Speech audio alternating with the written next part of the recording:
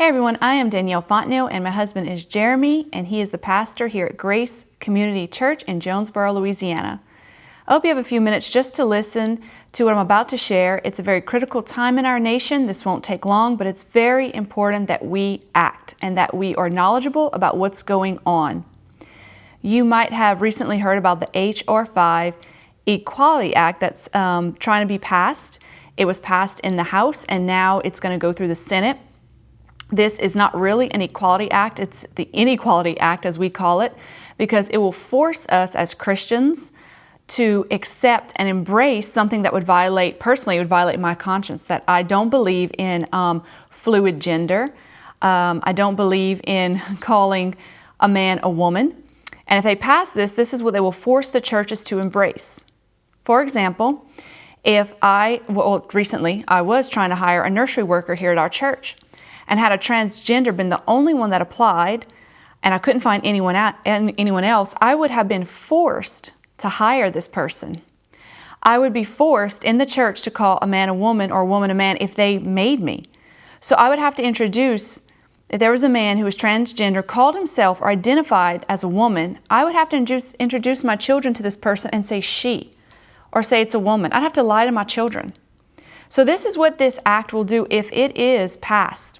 I jotted down some notes. I have the printed out papers. It's like 14 papers. You can print this off the internet and read it yourself, but I'll just give you a few things it talked about. And one was forcing the churches to hire people who do not hold our views, who don't share in the same belief.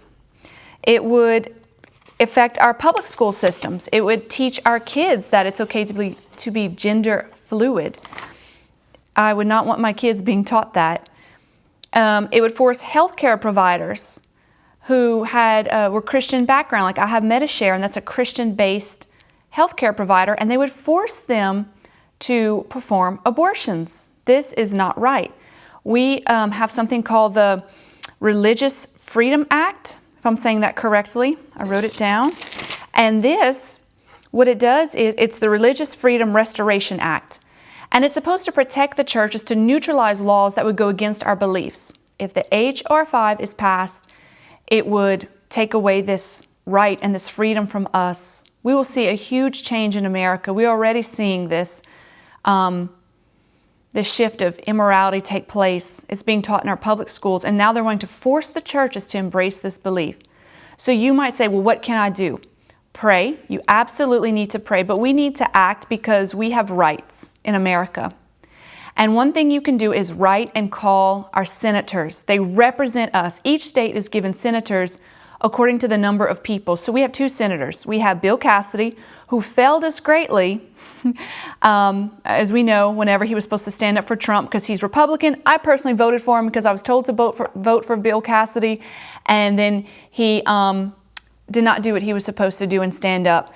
And then we have John Kennedy, who my husband has written both of them. And John Kennedy and Bill Cassidy rose back saying that they do agree with us, but they need to hear from you. It's we the people. Those senates represent the people. We vote them in.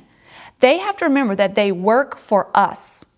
And if they don't hear from us, they are going to do what they want to do. They will do with the population, what's popular. Whatever, they can shift. Some hold their views, but some, like Bill Cassidy, who was supposed to be Republican when it came time to talk about the voting fraud and all that, he just went with what everyone else wanted. He didn't stand up for what we voted him in for. And so they have to hear from you. So please email them and call them and saying, vote no. You represent me. You work for me. I voted for you. I'm telling you to vote no. We have a right to do that.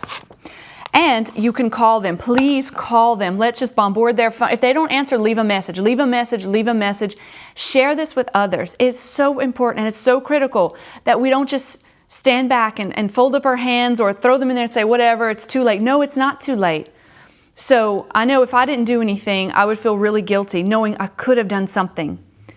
I'm going to give you the number to our Senate switchboard. It's 202-224-3121. 202-224-3121, and call them and leave a message, and leave more than one message saying we do not want H.R. 5 equality, which is really inequality act. It would go against what we believe. It would go against what our founding fathers believed, why this nation was started, so we can have freedom and religious freedom. This would take away our freedom.